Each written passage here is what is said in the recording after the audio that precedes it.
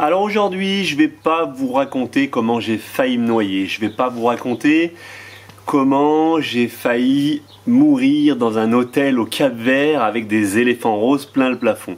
Aujourd'hui, on va être sur une histoire toute simple, mais qui me tient à cœur et à laquelle j'ai repensé l'autre jour quand j'étais dans les eaux de Malgras-de-Mar et que j'ai trouvé par-ci, par-là du plastique et que je me suis dit mais c'est pas possible, il y en a de partout. Pim, ça a fait un petit tilt et je me suis rappelé du Pérou. C'est cette histoire que je vous raconte aujourd'hui, le jour où j'ai raidé avec des baleines au Pérou.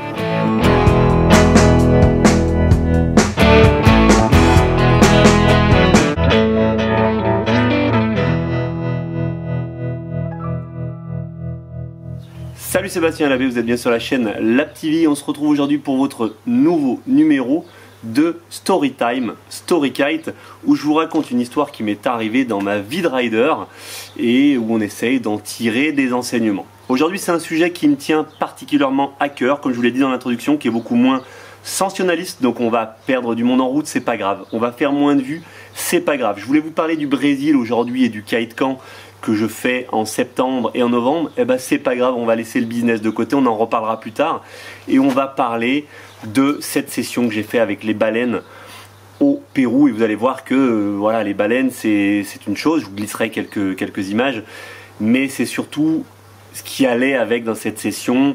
On est en train de parler d'écologie, on est en train de parler de pollution plastique, on est en train de parler d'impact de l'homme sur l'environnement et vous allez voir qu'en vous racontant cette histoire, on va parler de pollution plastique, etc. Alors c'est vrai que c'est à Malgras-de-Mar que vraiment là, quand je vous ai fait la vidéo, je vous la remets par ici. Ça faisait un petit moment là que j'avais pas trop revu de plastique dans l'eau et vraiment l'autre jour je me dis mais c'est pas possible, c'est de pire en pire, il y en a de plus en plus. Et ça m'a rappelé donc cette session au Pérou. Donc le Pérou, ce qu'il faut savoir, c'est que c'est un super spot pour le kite. Enfin, c'est un super pays pour le kite. Il y a du vent en gros de juin à janvier, donc à peu près 6 mois de l'année. Et il y a surtout de superbes vagues. Les spots qui sont les plus connus, qui sont des spots de surf et des spots de kitesurf, c'est Lobitos, Pacasmayo. Voilà, qui sont vraiment des spots impressionnants. Pacasmayo pour le fait que la vague elle est immense à surfer, vous pouvez surfer pendant 1 km, 1 km 5, donc ça représente des fois 1 minute, 1 minute 30, voire presque 2 minutes de surf ou de kitesurf parce que souvent il y a du vent, alors qui est pas forcément fort mais il y a du vent. Et puis Lobitos c'est le côté un peu plus agressif, la vague un peu plus creuse avec El Hueco juste à côté qui est vraiment la vague creuse, donc là c'est une vague de surfeurs. C'est une vague qui se kitesurf, c'est un peu plus compliqué en termes de localisme, d'entente avec les surfeurs, mais c'est une superbe vague. Je vous mets tout de suite quelques images là. Je vous rappelle que vous pouvez regarder cette vidéo voilà, en me regardant et puis en regardant les quelques images que je vais incruster, mais vous pouvez aussi regarder cette vidéo sous forme de podcast. Vous posez le téléphone, l'ordinateur de côté, vous vaquez à vos occupations tout en écoutant l'histoire. Voilà, donc introduction terminée, elle était un peu longue mais elle a posé les jalons. On retourne donc en 2008 où je suis sur un trip en Amérique du Sud. Je passe 3 mois en Amérique du Sud avec justement pour objectif de faire une vidéo globale pour mes sponsors de ce trip en Amérique du Sud. Bref, j'arrive au Pérou après tout un périple où j'ai fait un petit peu toute l'Amérique du Sud et déjà ce qui m'a choqué c'est que partout, au Brésil, en Argentine, en Uruguay, même si l'Uruguay était peut-être un petit peu moins pollué, mais partout du plastique sur les plages, des plages jonchées de plastique parfois, du plastique dans l'eau, une pollution très très marquée et très très visible. Mais toujours aussi un contraste assez saisissant entre une espèce de côté sauvage de la nature, voilà, une nature, comment dire, oui, qui marque son caractère sauvage, où on se dit, waouh, les grands espaces, et pourtant cette présence permanente de l'homme avec les déchets plastiques de partout. Bref, je suis au Pérou, je vais donc sur Lobitos et donc je kitesurf les superbes vagues de Lobitos. Et puis, bon, déjà, il y a le trajet pour y aller, et vous arrivez, le spot de Lobitos, déjà, c'est un petit peu dur, hein, vous avez les plateformes pétrolières tout autour, vous avez du pétrole qui est extrait partout, et donc du coup, tout le secteur est dégueulasse, il faut bien le dire. La vague fait rêver, mais le secteur autour fait fait pas rêver du tout. C'est un vrai cauchemar, c'est dégueulasse, c'est plein de plastique, c'est plein de pétrole, ça pue, c'est plein de déchets en ferraille. On a l'impression d'être un peu sur la lune, d'être un peu au bout du monde. Il me semble en plus que c'est un truc un peu militarisé. Bref, c'est assez complexe de se positionner en tant que pratiquant de sport de nature quand on arrive dans cet endroit-là. Mais bon, passons, les vagues sont très bonnes, on va à l'eau.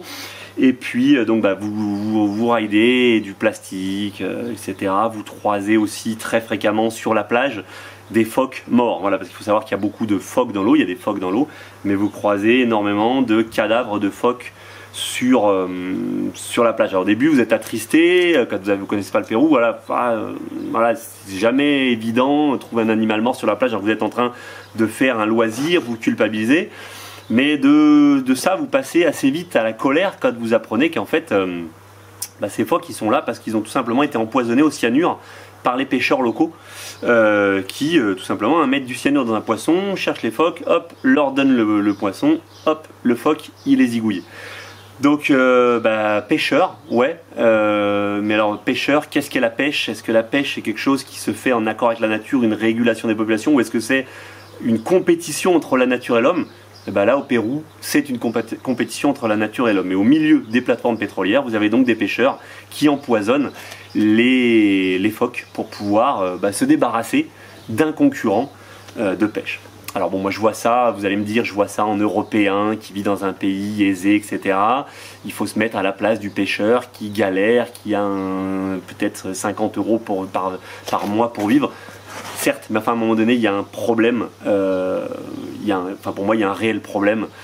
Si l'homme doit être en concurrence avec la nature pour survivre, on est foutu, quoi. On est foutu. Bref, cette session continue. Donc après avoir vu d'innombrables phoques, parce que oui, je suis venu à Lobitos en downwind. Ce jour-là, je suis venu à Lobitos en downwind. On est parti d'un spot plus en amont et on est descendu. On a fait 2 heures et demie de downwind pour descendre à Lobitos dans les vagues. Et donc on a croisé tous ces cadavres auxquels on s'est habitué. Parce que ça fait un moment que je suis là. Et là, à un moment donné, dans ce downwind, je passe au-dessus d'une baleine. Je vois la baleine en dessous de moi. Et tout de suite, je dis à mes collègues, donc j'étais à l'époque avec 2 autres riders pro, Abel Lago et Karishi Bevag, et je leur dis tout de suite, il y a des baleines. Alors je vous glisse là quelques images, peut-être pas, je sais pas si, extraites justement du film que j'avais fait à l'époque avec ces riders-là. Donc on voit, il y a les baleines et tout, et puis donc on essaye de suivre et hop, elle plonge et on la revoit plus. Et à ce moment-là, sous la planche, je regarde et à part cette baleine qui a disparu, je vois des plastiques, des sacs plastiques, des bouteilles. Donc on est au Pérou, mais je trouve des bouteilles avec des inscriptions japonaises, je trouve des produits avec des inscriptions chinoises, je trouve des choses en espagnol aussi hyper bien. Et là, tout de suite, vous prenez une énorme claque. Vous vous rendez compte du phénomène global de la pollution, du phénomène global de je jette mon déchet. Je vous passe les histoires de recyclage où il semblerait qu'une partie de nos déchets qu'on mette à recycler finalement ne soit pas recyclés et soit envoyés dans des pays du tiers-monde. Mais normalement, si vous mettez un produit au recyclage, il est censé être recyclé. Et le fait de ne pas le jeter dans la bonne poubelle, de le jeter au mauvais endroit, de surconsommer du plastique.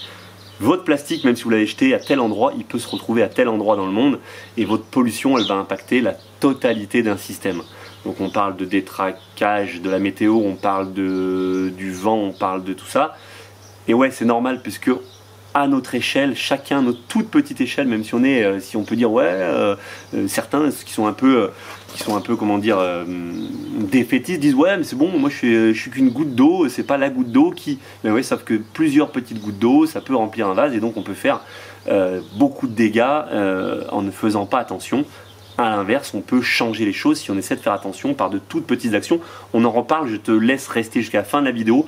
Je lancerai un petit hashtag, on va essayer de se faire une petite vidéo éco-citoyenne. On va se faire une vidéo ensemble, les Glissous, où je vous demanderai à chacun de poster une vidéo avec des... Bref, on en reparle à la fin de la vidéo, je termine mon histoire. Bref, je suis sur le spot de Lobitos et après avoir surfé de super vagues, la baleine, l'une des baleines et son petit réapparaît juste derrière les vagues et je la vois sortir de l'eau entre la plateforme pétrolière et les vagues avec son petit. Je décide d'y aller. Oui, je sais, c'est pas forcément une bonne idée, pareil, d'aller importuner la faune sauvage, mais justement, je décide d'y aller, mais de rester à distance. Et je veux immortaliser ça avec la GoPro que j'ai. Malheureusement, je découvrirai après la session que la GoPro s'est arrêtée.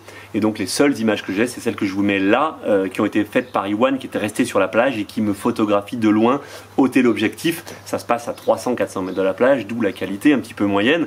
Mais voilà ce qui me reste comme souvenir de cette rencontre avec les baleines, tout du moins en images. Ce qui me reste réellement, et c'est pour ça que je vous fais cette vidéo aujourd'hui, c'est que j'ai vu cette baleine et que je suis resté environ 1 minute à côté d'elle.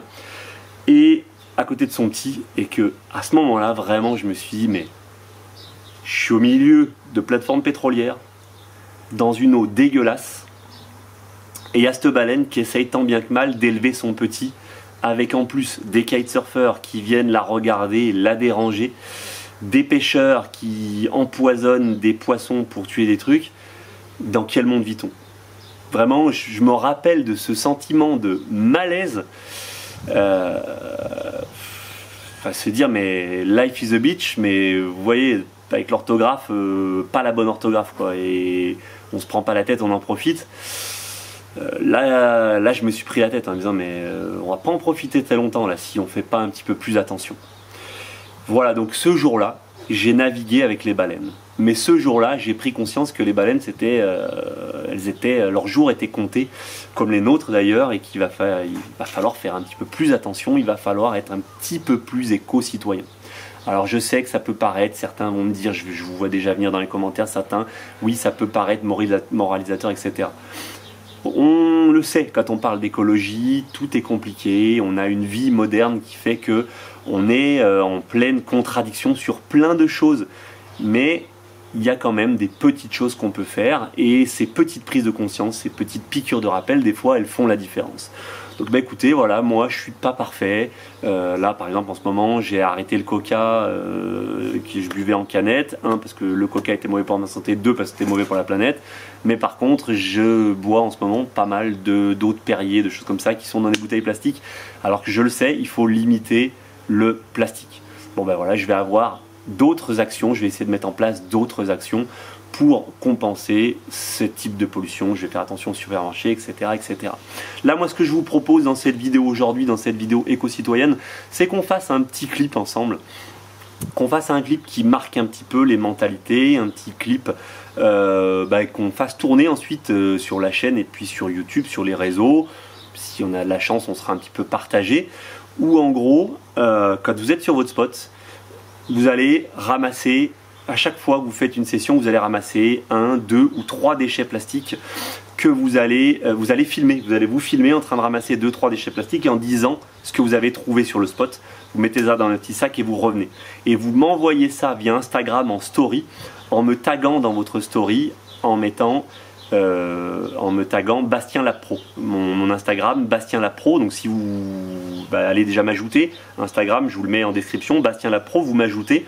Et donc à chaque session, chaque fois que vous ramassez, on peut même dire, pas de session de kite, hein, chaque fois que vous êtes à la plage, à chaque fois que vous êtes dans la nature, vous ramassez 3 trucs, 3 déchets, si possible 3 déchets différents, de différentes natures, pour qu'on puisse en fait faire une vidéo compile qui montre la nature différente de tous les déchets qu'on peut retrouver dans la nature. Donc ça va aller de la bouteille au plastique, enfin au sac plastique, etc.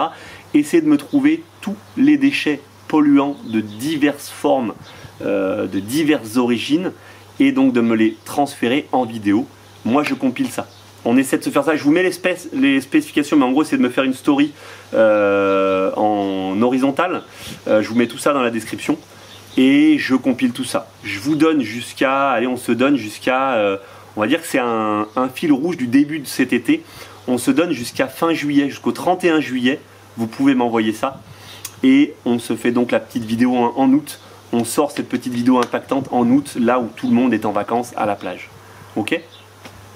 Voilà, c'est la fin de ce petit story time, c'est la fin de cette histoire qui, donc comme je l'ai dit, n'était pas extraordinaire.